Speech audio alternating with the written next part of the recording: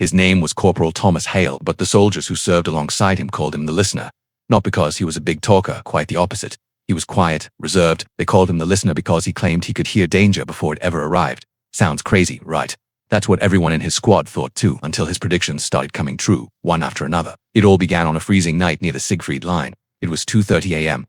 and everyone in the foxhole was exhausted, half asleep. The night was dead silent. Suddenly, Hale sat bolt upright. "Get down, now," some of the men snickered. There was nothing, no engine sounds, no distant gunfire, not even the wind. But 5 seconds later, a German artillery shell slammed into the field, exploding exactly where they had been just moments before. After that, nobody laughed. When they asked Hale how he knew, he just said, "I heard something, like metal breathing."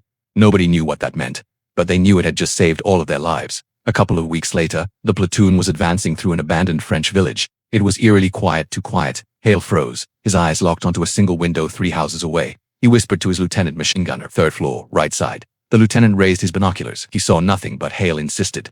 Trusting him, they fired 1 round into the window. A German gunner collapsed out of sight, his heavy machine gun clattering to the floor. The lieutenant was stunned. "How did you see that from this far?" Hale didn't even blink. "I didn't see it," he replied. "I heard the belt moving, but the night that turned him into a legend happened during the Battle of the Bulge." The platoon was marching through a forest, waist deep in snow, trying to reach the 82nd Airborne. Visibility was 0. The cold was lethal. Hale suddenly stopped. He whispered, "They're around us. 3 squads, closing in." The lieutenant checked his map. Impossible. There was no intel, no reports, no signs of enemy activity. Hal just held up a hand. "Listen." All anyone could hear was the wind howling through the trees.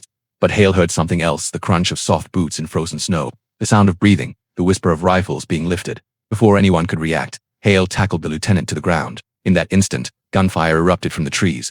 The ambush was perfectly executed. They should have all been wiped out. But Hale's warning gave them the split second they needed to scatter, find cover, and return fire. They survived the night, and it was solely because of him. After the war, Thomas Hale underwent extensive medical tests.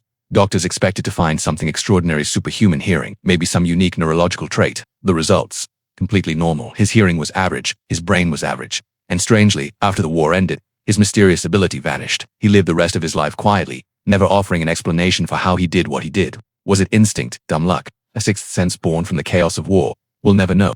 But the men whose lives he saved, they didn't care about explanations. To them, he was simply the listener, the soldier who could hear death coming and tell it to go away. Thanks for watching.